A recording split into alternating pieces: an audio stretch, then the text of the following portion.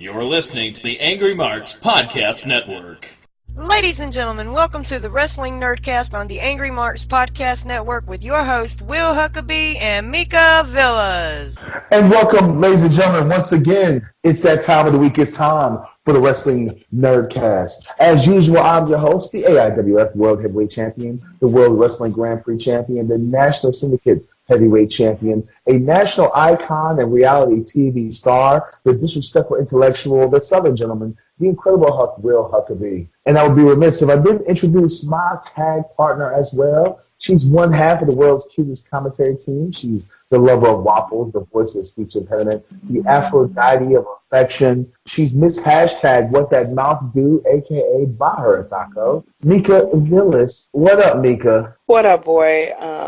Just hanging out with you again. Clearly, I have no life, but it's cool, though. I kind of, sort of. What?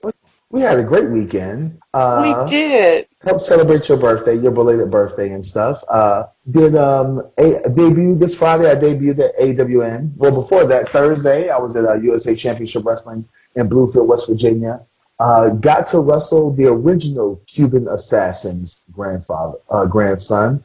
And I guess he has less than 15 matches, but he has a lot of potential. Made a lot of rookie mistakes. The referee completely and totally messed up the entire match. I'm not gonna lie. Oh God, the referee. That match was proof that a bad referee can ruin a very solid match. Wow. Yeah. Wait. Did you lose that match? Is that why you're blaming the ref? Well, I did lose the match through outside interference that the referee saw and didn't disqualify the guy. I guess he was doing that Japanese stuff. I don't know. And then Friday, they defended my National Syndicate Wrestling Heavyweight Championship at AWN, where I debuted at, against a former junior heavyweight champion, Stunt Marshall. Obviously, I got the win there. And then Saturday, UIW, myself and Solid Cross versus the Left Hand Path, were defending the UIW tag team titles and lost. You were there in the building for that, Mika, under nefarious conditions. I don't know what's up with people cheating me and stuff. And, I guess it takes more than one or two people to beat the Incredible Hulk. I have no idea. But then after that, we got to celebrate your birthday. You and your wrestling daughter, Morgana, got to celebrate the birthdays, you August babies. That's right. Us August babies. We saw a beautiful show where you lost, and then there was alcohol. So it was, darn good. That good old Tibetan water blessed by Himalayan monks was in full effect at Mika's house, people. You poured that water heavy, sir. You really thought that was water. You just kind of went hard at that bottle. Excuse me. It was not just myself. It was a couple other people as well. But tonight, ladies and gentlemen, tonight's going to be different. We have a very special guest on the line. He's back for a second time on the show. But we're not just going to interview him about, of course, we're going to catch up with him and see what's going on. I almost forgot. This podcast is a fan-supported podcast. Be sure to check out our Patreon, patreon.com/The Wrestling Nerdcast. Shouts out to our hosts, the Angry Mark Podcast Network, all of our friends over there at Pro Wrestling World on Facebook. Be sure to check them out for all of your pro wrestling gossip. Our good friends and sponsors at Indie Customs. Be sure to check them out for all of your pro wrestling and non-pro wrestling merch needs. If you need a t-shirt, just like a one-off t-shirt, or if you're a wrestler, you need like a bunch of shirts, hit up our friends at Indie Customs. If you're a fan and you just want to support other wrestlers, they have merchandise from not only, this podcast, the Wrestling Nerdcast, but you can also get merch from the Gymnasty Boys and the Lethal Lovers, the Hierarchy, Joe Black, Michael Spencer, etc., etc., etc. And last but not least, just in case, you have a bunch of stuff that you really want to save. And I know nowadays, with like the intranets and people, Snapchatting and Facebook and taking all these selfies, you have a lot of storage and a lot of things saved in your phone. And sometimes you might get a bug. Talk to our friends over there at Behavior Driven. I use them. I'm telling you right now, people, like all of my matches, whether you like them or not, are in storage at Behavior Driven. I've been using them for a long, long time, and their services are impeccable. So check out all of our friends at Behavior Driven, for all of your I guess, what would you call it, Mika? Your digital saving needs. They're like a storage unit for digital stuff. For all your digital get down, for your storage, and just in case everything's running a little slow, they can make you go. And unlike the cloud, you don't have to worry about anybody hacking. So there you go. Now, tonight's guest, tonight we have a special guest, like I was saying before. He's been on the show before. We're definitely going to catch up with him, but we got a bunch of stuff that we want to talk about, especially if you've been paying attention on social media. There's been a huge backlash, but we're going to get into that right after we introduce tonight's guest. He is a former NWA Continental or former NWA Mid-Atlantic Junior Heavyweight Champion. He has wrestled everywhere from New York to Carolinas and everything in between. He's one of my favorite people in wrestling.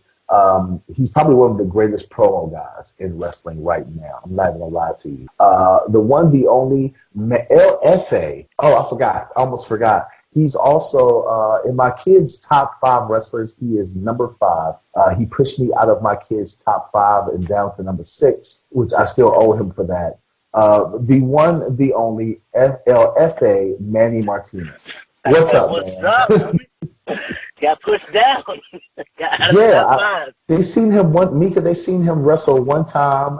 They made me spend like $40 to buy some LFA merch, which they still have to this day, and they still use the beanies and stuff. And yeah, they pushed me down to number 6 because they saw him wrestle and they liked him more than me. Yeah, that's what's up. That's how you do it. That's how you get the fans behind me. Take it one time. That's what you need, one time.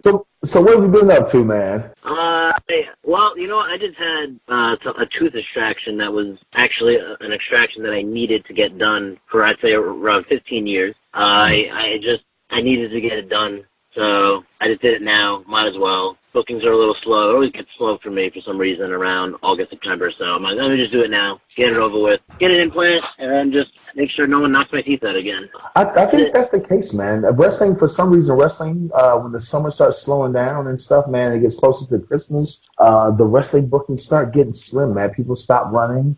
Companies, they take the winter off and stuff for one reason or another. For some places, it's because it snows and they don't want the talent driving in the middle of a blizzard or whatever. Some people are worried that the fans don't have money. I don't know what it is, because when I was growing up, wrestling was I don't agree with that. Not one bit. I discuss this with a lot of peers I drive with. I don't think it's that, because you have promoters like Randy Carver from Limitless who packs house every single show he does. So you can't say that there's no fans there. You have a product, I don't know if you heard of them, WWE, that packs house every single week in the summertime and winter. Have you heard of them? Because I'm pretty sure you have. I mean, I've heard bits and pieces about them. I'm not too familiar with their product. But just saying that if you have those type of fans, you will have fans. There's no street teams anymore. I can go on and on about I feel like what promoters should be doing and what students should be doing nowadays. But I will go back. I will just wait I'll wait for my time. We can start with body shaming. We can start with anything you want. I have an opinion, and it's a respectable opinion on a topic, and it's not a bias. It's not a bias opinion. It's not because I'm bitter. I just want to make sure I get that out. Anyone ever hears this. It's not a bitter opinion. It's not because, this guy's done something, I deserve it.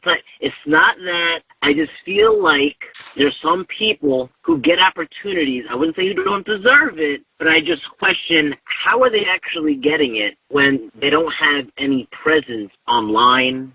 They don't have updated gear. They're out of shape, not body shaming, out of shape. They don't train. I don't see any content online.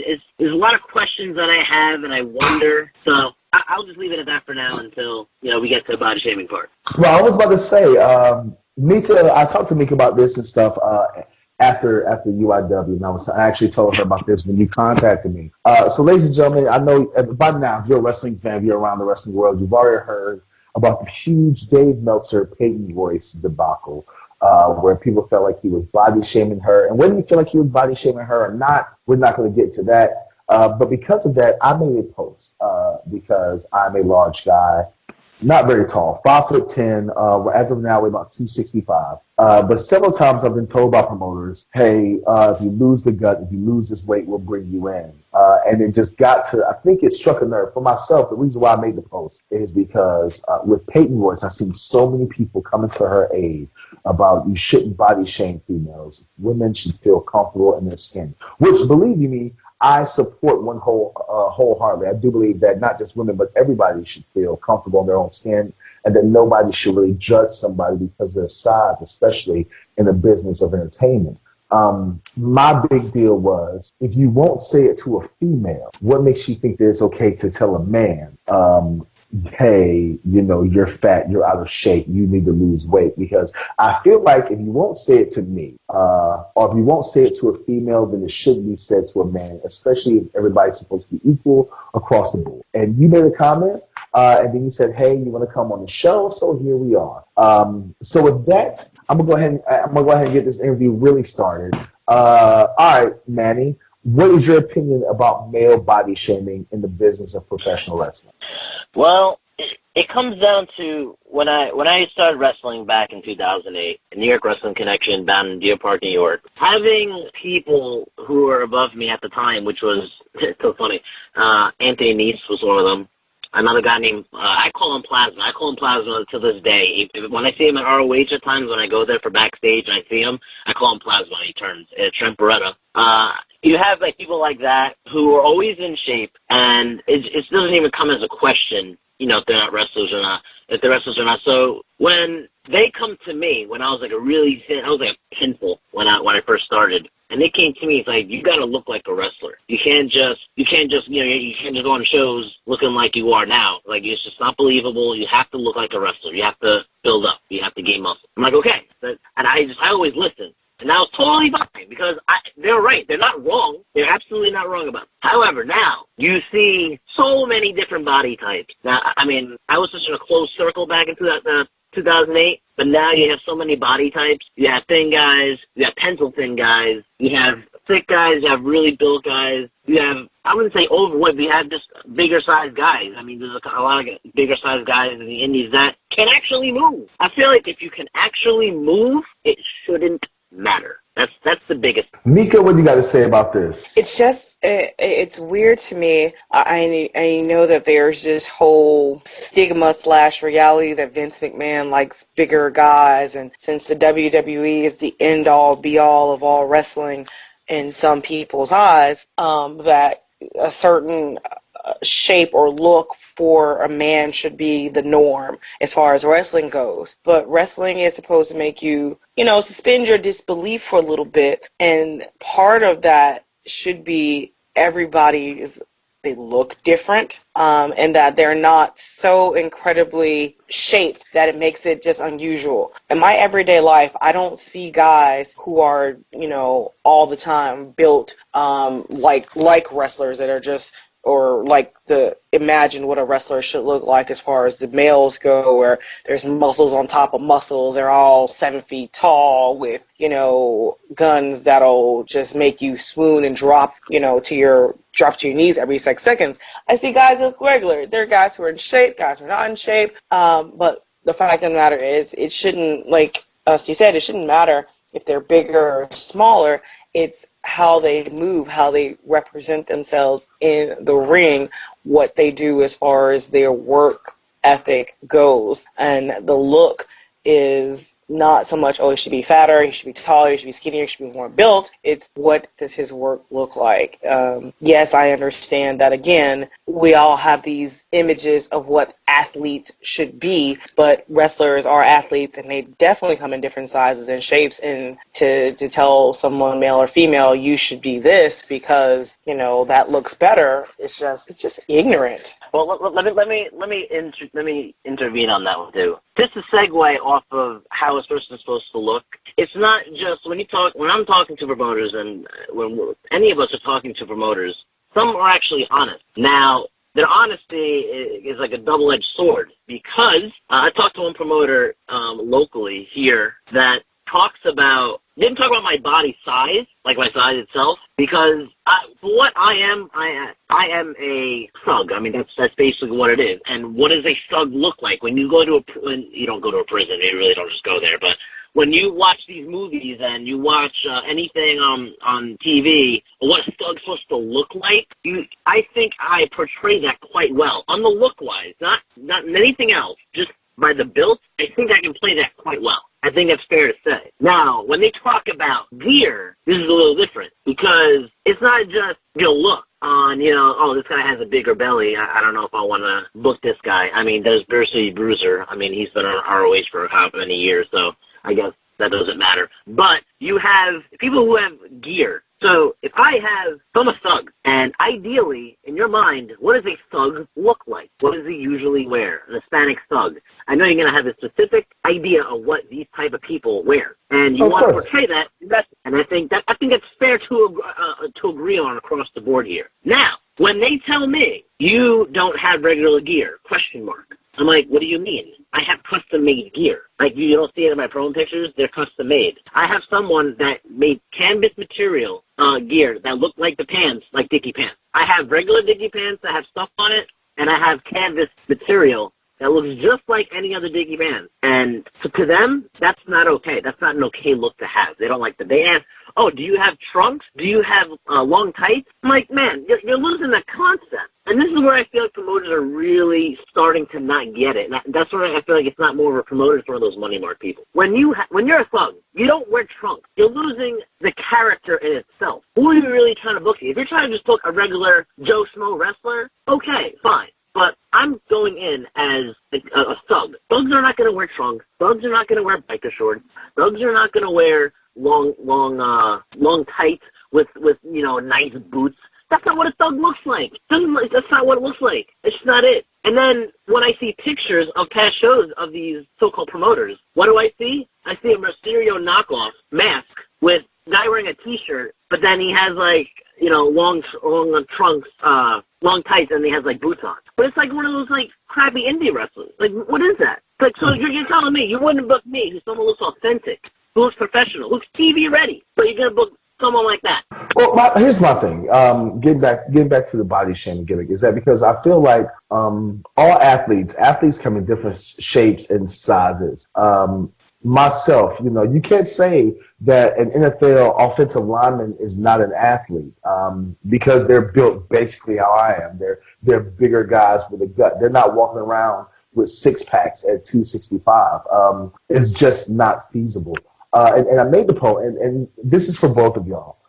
I made the point that if body looks and aesthetics was such a huge deal when it came to fans, then why isn't most bodybuilding contests or even the Mr. Olympia a mainstream event? Why is it a very small niche event with a couple of thousand fans with maybe, at the max they might get 8,000 fans? While, a sport such as tennis, where guys don't have muscles whatsoever, draws hundreds, if not thousands of fans. The same with soccer. What do you guys think about something like that? Mika, I'll go to you first. The thing about it is because the difference between bodybuilding and tennis is, again, I think more people feel that tennis is a sport that they could actually do. They see personalities and skills within those tennis players that they recognize in themselves. Where bodybuilding, it is literally just so physical.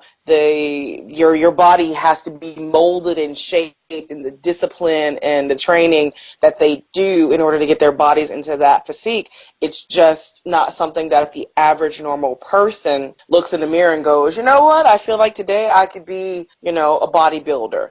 They're not. They're just like, hey, I want to eat that cheeseburger, and I feel like a tennis player, they run off the calories and all that loveliness, but I could take a racket and hit a ball. Nobody's going to say anything about, those two things are so separate to the point where it's like, who wants to be a bodybuilder? Who wants to look like that? That, for the average person, doesn't seem normal. It seems so extraordinarily difficult to achieve where, hey, tennis, again, I picked up a racket. I can hit a ball. Congratulations. I am the new Venus, I feel like that's how people kind of look at that, where the body image is important important because you have to be in a certain shape, of course, for tennis, but people's mind's eye, they don't think about that. They just think about the fact that, hey, this could be something easy and it's something entertaining that I can watch and get into. All right, Steve, your thoughts. I agree with that 100%. That's definitely say is that I think what she's trying to look for is that it's relatable. It's relatable to anybody in the world, basically. Because what's the first word if you ask any random person on the street in New York City? If I ask them what's the first word when you look at this guy and you show Phil Heath? They're probably gonna say steroids. It's the very first word. And it's not believable. It's steroids. This guy will never be looking like that without steroids. I'm not a fitness expert. I'm not the expert. I do follow it. But I think that also another big difference between the two is that the fitness industry, Olympia especially, they don't advertise at all. On TV, they don't really advertise anywhere in the news. Unless, someone has died, that's the only time they advertise it. And then they say, no one knows if it's linked to steroids or anything like that. That's the only time they advertise it. When someone dies, like a bodybuilder dies, that's the only time they advertise it. But other than that, Olympia, they'll never advertise it. So, no one really knows about it, even though, on Instagram, it's a big Instagram thing. But other than that, it's not really relatable to the normal person. Now, Mika, I'm going to go ahead because I know you have questions and things that you may want to talk about with our guests tonight. So, unfortunately, Manny, I'm going to have to hand it over to my colleague, Mika Villas. Mika, what do you got for him? Well, let's go back to something you said earlier because I wanted you to explain for people listening who may not understand. You use the term TV ready. What does it mean to be TV ready? When someone comes up to you, if I come up to a random wrestler and they say, oh, I can do promos. I'm like, oh, yeah? Give me a minute promo right now. Ready? Go. And they give you a duh face. And I'm looking at them for a good 10 seconds. I'm looking at my watch again. Or on my phone. You have 50 seconds. And they just still give me that duh face. I'm like, I thought you said you could do promos. So give me one. You have 35 seconds. And then they just don't know what to say. You don't know how to do promos. You should be able to do a promo when someone asks you to do a promo. You should already have an idea for what you want to say in an introductory promo of someone who who doesn't really know who you are. That's number one. You just have to know how to do a basic entry-level promo of introducing yourself, what the promotion you're going to or in, where it is, etc. Give a basic promo. If you can't do that, you're not TV ready. If you're not in the shape you're supposed to be in, if you're not in ring shape, if you're not in actual shape that justifies, I guess, the promotion itself, you're not TV ready. If you can't work a basic 5-minute match, not on the fly, because not everyone can do it, because these days you don't have to work on the fly. But if you can't work a basic 5-minute match, telling a story, all you have to do is tell a story, have good footwork, and work the camera. Work the hard cam. If you can't do those 3 simple things, you're not TV ready. Now, I can go on and on. Having gear that's not having a washed out look. Having gear that is not generic. Having gear that actually makes you stand out. So if I am watching something on TV and I like to just say generic things. So I think the best example is Lucha Underground, because Lucha Underground has the most unique and standout attire out of anyone in wrestling. Because everyone is unique. Everyone has their own specific character that everyone, I don't think can relate to, but that can understand. So when you have the Drago. So you have, that's the dragon guy. Anything with the dragon, gonna have on. It's gonna look so cool. It's different. It's different. No one has seen it before. It looks professional. Now, professional, what does that mean? It means having colors, preferably, that someone else doesn't have. Having it professionally done, not having stitches out, things like that. Having those, having some type of shine so it reflects off the lights always helps. It never hurts having that. It looks amazing on camera. And it has to just fit you. It can't just be tight in person. It has to be one whole unit. Now, Steve, let me ask you a question. Because the argument that started it all was in my opinion, was a throwaway comment on a 2-hour-long podcast. Do you feel, what was your thoughts when you heard about the Meltzer comment about Peyton Royce? Because I tell you the truth, I felt like he was talking about her breast enhancement. She had a boob job for the most part, and that he was saying that he thought that she stood out when she was in NXT because she wasn't surgically enhanced like every other WWE diva, and that made her different, and that's what he liked about her. Did he have a right to comment about her? And if he did, did he just use a poor choice of words? No, because that's something that's out of your control. That's the problem with these people who have supposed opinions. It's out of your control. You would never. It's not going to change her abilities. There's other people. I don't know if he's watched wrestling, because I feel like he hasn't. He just picks on people. I don't know if he actually watches wrestling, but there's someone who's multi. Why is this guy even looking at me? That guy's looking at me like, why am I talking to myself? There's a female on TV right now that has a boob job, but I don't need to mention names. You can probably figure out who it is. It's probably like the hottest chick on TV right now. But she had a boob job, and he's not saying anything to her. So it's kind of funny how he only singles out one person. But it was the fact that they were talking about her, about something, about her pushing, her coming to the main roster, and so then what she had been doing in the main roster, and the whole women's evolution movement. That's why her name was brought up. Well, it doesn't matter. That's just the look, and it's not. It's wrestling. That's what we have to start getting focused on. Wrestling. Focus on the wrestling ability. And everyone's always talking about, women shouldn't be wrestlers, this and that, but then they focus on other things other than the wrestling. Focus on the wrestling. Now, Mika, that's what we do. We wrestle. Now, Mika, I'm going to ask you this. I'm going to ask you the same question because, A, you're a female. B, you're a huge fan of female wrestling. Same question. What is your opinion about that? When I heard it, I thought that the man had totally lost his mind. Here is somebody who's supposed to be taken as a serious wrestling journalist, somebody who's supposed to cover wrestling, the ins and the outs, the ups and the downs, professional and what have you, talking about a female's appearance due to his perception of her body, that because her body was one way, she was better than she is now, or better. And I can't even think about it. It was so baffling. I was hoping at first that, like sometimes happens, that the internet perhaps took something out of context, or that it was years and years and years ago. But no, it was recent. It was out of his mouth, fresh, and the words were there. I thought that was incredibly insensitive. It was unprofessional, and it just threw me back to the quote-unquote old days where it was okay for people to talk about any and everybody, about your size, your shape, your color, your creed, your religion.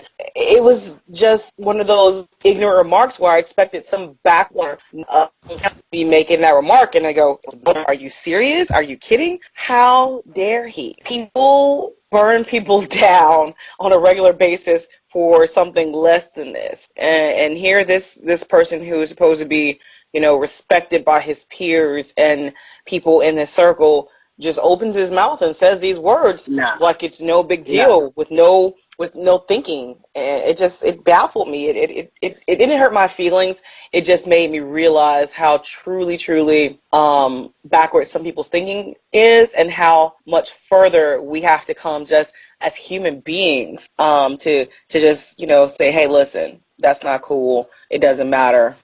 You shouldn't think like that. Those thoughts should never come out of somebody's mouth. They should. Well, I got to disagree with the first part. The very, very first part you said, wrestling journalist. There's no such thing. There's just no such thing as that. He has never wrestled in his life. I know everyone has an opinion, and it's totally fine. But commenting on someone, if it has to do with someone's abilities, and you can tell, like, after this surgery, she's slowed down, and you can definitely tell she's blowing up. She can't pick this person up after, like, a simple 5-minute match. I get that. I can get that 100%. But wrestling journalist, he's farthest from it. He hasn't ever taken a bump in his life. Professional has peers. I don't even know what peers he has. I feel like he honestly does that so people can go listen to it, and so he can still stay relevant. Well, I don't even know if you want to talk about these so-called 5-star matches that he portrays, or 6-star matches. I won't even get into that, but I'm just saying. He's never taken a bump. He's never taken a bump. I'm calling him what he appears to claim that he is himself. I've never taken a bump, but I'm a wrestling commentator. Well, Skip Bayless is a sports journalist, and as far as I know, he's never shot a 3-pointer or never scored a touchdown in an NFL game. But he's still considered credible. So let's take that out of context, because me, myself, personally, I hate when wrestlers in particular get very offended when somebody who is not a wrestler critiquing them by saying, well, they've never taken a bump. Yeah, well, guess what? I've never thrown a pass and been in an NFL game, but I can wholeheartedly say that Brett Favre is one of the top 5 quarterbacks of all time. Because I've been watching football my whole life. So let's take That's that fine, out. but you're not calling yourself an NFL advisor. No, I'm not. There's a difference. He's calling himself a wrestling journalist. He's not. He's not. He's not a journalist. He's just a guy who just wants to be more known. I consider him more of a wrestling critic. And say stupid crap like that. I consider him more of a wrestling critic. He's like wrestling's version of Siskel and Ebert. People respect them, and the movies they like, I probably will never watch, and the movies they shit on are some of my favorite movies. Now, what would you like? Go ahead and finish your thought. I'm sorry, I just wanted to say that. That's fine. Oh. Well, what you said? And hear you. Oh, no, I'm saying you can go ahead and finish your thought. We were talking about, did Meltzer have a right to say anything, and you got off about the fact that he was a huge fan. Oh, that's what I have to say. I just want to make sure I get that. He's not. He's not a critic. I mean, he's just a guy who just wants to stay relevant in some way, shape, or form, saying stupid crap when there's other people that honestly had boob jobs in the past and nothing is ever said. He never questioned it. It's just stupid. Honestly, it's a dumb comment you can say. Now let's get back to the subject at hand, because we have this thing that nobody's never really talking about. Nobody's talking about how wrestling in particular body shames men in the industry, how we put so much stress on male wrestlers to look like an Adonis no matter what. And I'm going to tell you right now, my wife does not like the muscular, Phil Heath look. My wife is a chubby chaser. She likes them big and fluffy, period. And there's a lot of females, a lot of people out there who like big guys who just look tough, but they don't actually have to be muscular. What do we have to do as not only wrestlers and commentators, but as people involved in the wrestling business to have our own, I guess, big man revolution when it comes to body shaming? Is there such thing? Manny, I'm asking you first. Yes. Well, it's all perception, and you can't please everybody. That's number one. You're never going to please everybody. There's always going to be someone who's going to have some kind of stupid comment to say about your physique, even though you probably have the best physique in the world. But here's the thing. You don't see, and that's why I want to start this discussion, because people always say, well, you can't change people's opinion. But the problem is that we've changed the opinion when it comes to females in wrestling. You don't see, you don't, very rarely do you hear anybody talk about Jessica Havoc's size or Nia Jax. Nobody besides WWE when they call Mickey James Piggy James and stuff. But it's looked down upon. No, it should not be different though. It's a different animal. But should it be? We look at women different than we look at men. It's as simple as that. But it shouldn't. It's as simple as that.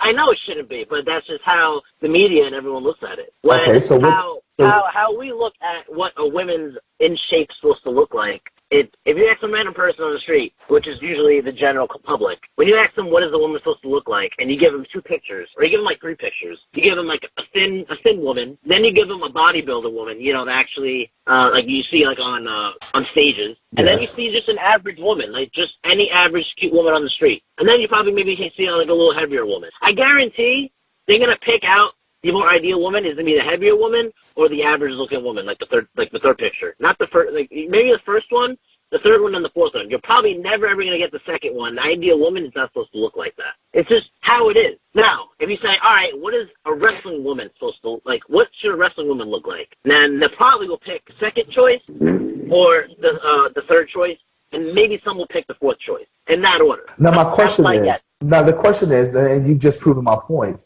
just because it is that way, it shouldn't be that way. So how do we change the narrative? How do we make it acceptable for us to say, hey, even though you're overweight or you're a big guy, you don't have a six-pack, whatever, it's fine. You still, even because you're still an athlete. You know what? To me, you don't. Until you see them actually perform, and then they'll form a different opinion. Just like when I see some people. Just like when I see some people, look, when I met you at the Beyond taping, everyone's looking at everyone else at the Beyond taping. Yes. And I know I am. And I'm looking like, oh, this guy, I don't know if this guy can really do anything. Like, looking at him, his shape, looking at his gear, I don't know. And then if I see him and then I see what he can do, I'm like, you know what? I got a different opinion on this guy right now. Forget how he looks. This guy's good. This guy's really good. He actually has something. Is that what you're trying to say? Is that what you're saying? That's what you saw? You said when you looked at me the first time at Beyond? That's exactly when I saw you. I'm like, whoa, hey, this guy. Wow. Mika, we're learning so much today. Don't hang on. Mika, He thought I was the drizzling shits, Mika. Well, yeah, no. He's looking at it from a professional standpoint. From a fan point of view, I look at somebody who I've seen guys like you, like for instance, Falaba. Falaba, his hashtag is Fat Kids Rule the World. He is a bigger guy. First time I saw him, I went, oh my gosh, he's going to kill somebody. Not like, meaning like, oh my gosh, he can't wrestle or whatever. I just meant that I expected him to be a total badass. Now here was this guy, and he was a wrestler, and he was a bigger guy that he was going to get in there, he's going to do some work, do some damage. That's what I see as a fan looking at bigger guys. So you asked about changing the narrative. I think along the same lines as Mandy said is when you see them work, that's what makes the difference. That if you look at a person and literally just look at a person for what they show you, not for when they walk up and go, oh, that's a heavy guy or that's a heavy girl, I think this, that, and the other. It's just like, okay, here's this person. What do they have to give? What can they do? Changing the narrative begins with just pretty much basically what we're doing now. When someone says something negative or wrong, no matter what, about size, about shape, about color, you stop them. You correct that thinking. You say that is not a way that you should think about a person. Base it on their work ethic. Base it on what they bring to their profession. It's just like walking down the street and saying, oh, well, this fat girl, this. No, you have to know that person. You can't just look at them and think that because they're heavier, that they're not going to be good. I don't think there needs to be a male revolution or a big guy revolution, because there's always been bigger guys in wrestling that are not Adonises, that are not in shape, that as a fan, I don't even think about it. Until this whole, your post, I didn't think about the fact that there are bigger guys out there like yourself, and that people say things to like, oh, you should lose some weight. I'm like, wow, hold on a second. That's just rude. That's just mean. You look at guys in the WWE. You look at a Kevin Owens. You look at old school guys like Big Boss Man, Rikishi. These guys are definitely not Adonises. They're definitely not in shape. But I, as a fan, never looked at them and went, oh, well, this fat guy here, he's just going to be horrible, or I'm not going to spend money because this big guy can't move. I mean, hell, let's talk about a legend. Undertaker's right, Yokozuna. Undertaker is not an Adonis by any means. Kane, by any means. These are big guys. They just happen to be tall, but they're also heavier guys. They're not cut like, muscles or hitting the gym, got 6, 12, 800 pack abs or anything like that. So bigger guys and the shapes and the sizes, especially in wrestling, they've been out there. It's just in the ring, these gentlemen perform and they deliver, and they continue to do so to a point where, again, I consider myself a little bit smart, but the whole suspension of disbelief worked. It wasn't like I saw them and I go, oh, well, this fat guy can't move. I saw them, they worked, and I'm like, wow, this guy's a badass. Didn't matter what he looked like, he was a badass. It should be about what you do, not what you look like. But the biggest thing is that you're seeing them actually work. So if you just, like I said, the biggest thing about body shaming is the first impression. That's the biggest part. So when you say, hey, look, you go to another person on the street, it's like, hey, this person, what do you think this person is? This person to you a wrestler? And it's a person that's probably more out of shape in their eyes, and they'll probably say no. I say the majority will say no, just because of the look, because everyone has an idea of what wrestling's supposed to look like. Even when I was back wrestling in 2008, which I get it. It makes complete sense, because the reason why you're supposed to be in shape because it makes you able to be more agile and mobile and not be able to blow up in the first 2 minutes. That's like the biggest thing. In retrospect, in general, that's what it's supposed to be. But now wrestling, there's just so many different styles, as some may say. Some don't agree in styles, but in some styles, you can get away with a bigger person and not really doing much. I mean, I've definitely seen in many promotions really jacked dudes that I've never seen before. I'm like, whoa, this guy looks like a wrestler. This guy is jacked out of his mind. This guy's huge. But then when I see his work, he has the happy seat, as we would like to call it, and it's like, oh gosh, like this guy, he can't. Like, it's just already That just disqualifies it that he's not a wrestler because he's not trained. But then when I first see him, if no one's ever seen him before and he says, I'm pro wrestler, it's like, oh, I got to see this guy. It's all about perception in the first degree. That's really the biggest thing on the problem with body shape. Yes, well, good point. So, Manny, our topic, Jesus, like, it's almost been an hour already. I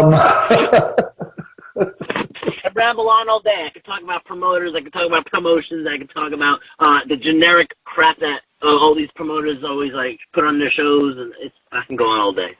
But let's not even talk about the 53 million doinks there are running around the South. I don't even want to talk about that. Jesus Christ. I think I've worked with Doink and Supermass Destroyer at least 103 times in 12 years. I'm not going to lie about that. But I like where this discussion is going. I really feel like we need more talks like this when it comes to professional wrestling, not only on podcasts such as this one, but in the locker rooms. Last question, and then we'll start wrapping this up and stuff. So Manny, let me ask you this: with Keith Lee coming to getting signed by WWE and being on NXT and stuff, and we all know that Keith Lee is a phenomenal athlete and he is a freak of nature. Do you think that having guys, and specifically having Keith Lee in the WWE, is going to change the narrative when it comes to male body shaming and what a male professional wrestler looks like? I think so. If it hasn't already, hopefully that does. It depends on how they use him, but I think that he'll be able to do what he's been doing in the Indies. That basically were these little mini highlight clips that he keeps putting up, and hopefully it changes some perspective. I don't think it's going to change much perspective on NXT than it would on a Raw or SmackDown, but I guess it's only time will tell because NXT is more of a close-knit, everyone's already into it type brand. Raw and SmackDown is the general public, so it just more has to be accepted there. And at first, when people don't know who he is, they're like, okay, who's this guy? All right, he's not really in shape. He's not really the muscle builder, the bodybuilder type, but all right, but he's big, he's thick. All right, let's see what happens. And once he makes that first impact, hopefully it's good. Then minds will be changed a little bit. Not completely, but a little bit.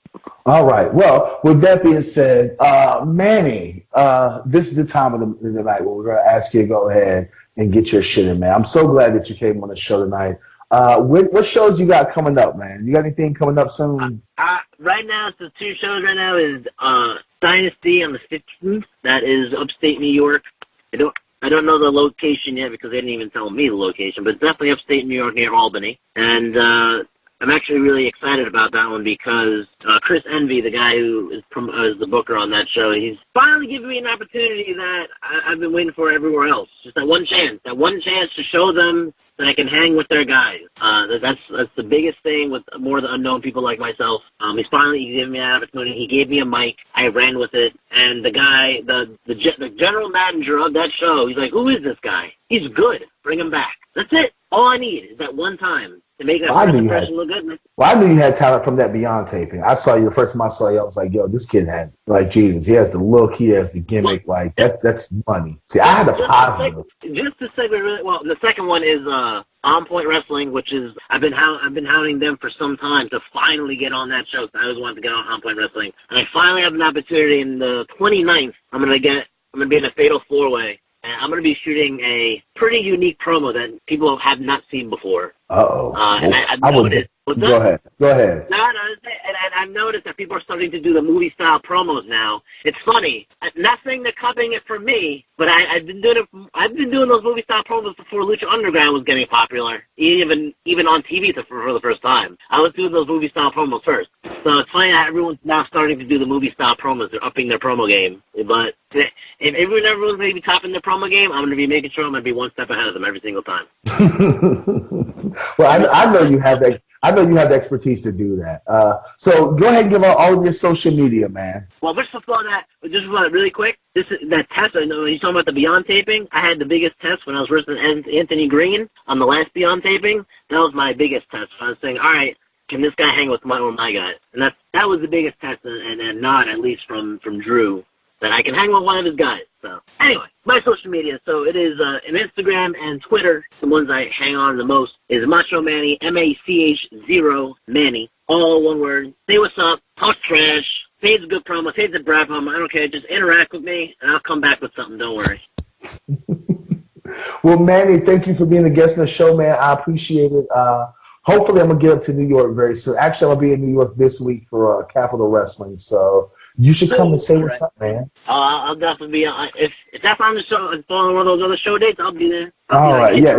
It's going to be this Saturday, Capital Wrestling in Hoboken, New Jersey, which I think is like right across the bridge or stuff, Brooklyn or Manhattan or something like that. One of those boroughs. I don't know. So, no doubt. Yeah, I'll get with you offline, man. We'll see if we can hook up for lunch or something. All right. All right, brother. Anytime, man. All right, man. Thanks for being a guest on the show. I'll talk to you later. All right. Take care. Bye. Mika. Yes. Body shaming fat guys. Do you do it? Absolutely not. I am Switzerland. I love everybody equally, and I don't believe in body shaming. I talked about this in a professional setting where a lady was telling me about other ladies that she saw that she felt that they shouldn't wear such outfits that they were wearing, and I said, why shouldn't they? These ladies feel comfortable in who they are and what they were wearing, and if they were not being lewd or illegal, then by all means, wear what you like. Be who you are. Your body and how you present yourself is one of the best forms of expression, sometimes even more so than verbal. So nobody should ever feel ashamed of how they are made. They are special. They are unique, whether they be a bigger person, male or female, a smaller person, male or female. It does not matter because everybody is beautiful. Oh, that was Gosh, such a nice way to I know. That was so sweet.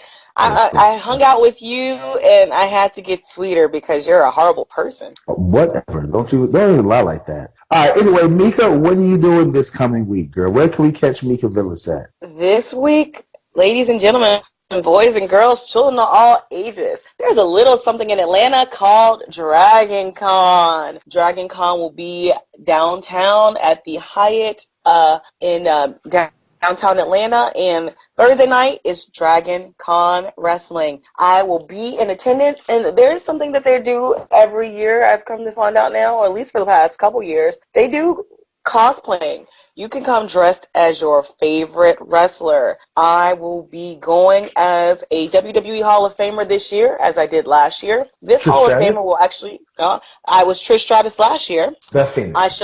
I will be another Hall of Famer, somebody who I feel who is innovative in the women's revolution. She was a girl that all the girls wanted to be and all the boys wanted to see. It's not Sable because it sounded like that. Yeah, I'm going to be Lita. I'm going to be Lita. Okay. Once again, I think I've asked you this before. Which Lita are you going to be? Are you going to be S.A. Rios Lita, Team Extreme, or Rated R? I'm going to be Team Extreme Lita with the iconic thong look. So you're going to have the string all hanging out, huh, girl? I don't even know how I'm going to achieve this, but yeah, we're guys, if you see me, please don't stare too hard. Just know that I suffer in pain because I want to represent correctly. Lita will also be at Dragon Con this weekend as well. So you're going to get a picture with her? I don't know if I'm going to be that bold, that extreme.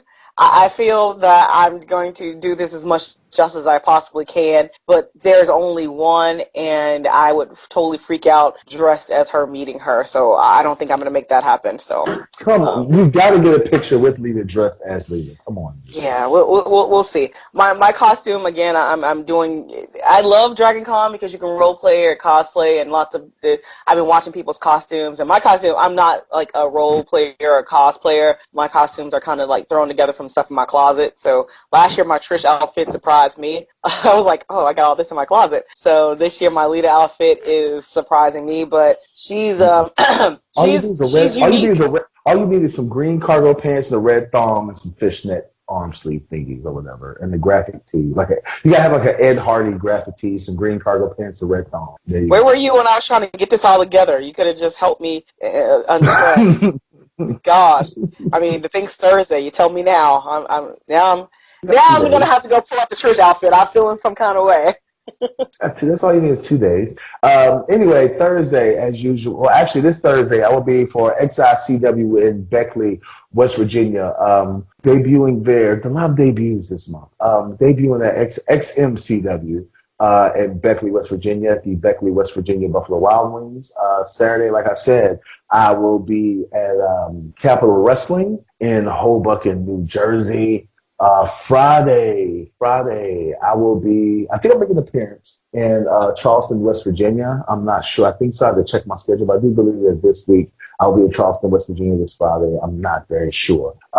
As usual, anything else, Mika, before we go? Mika? No, I heard Mika. you. I'm sorry.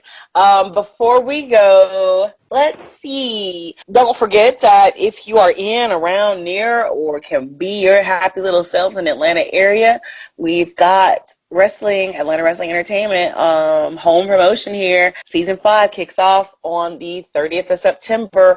You're listening to the Angry Marks Podcast Network.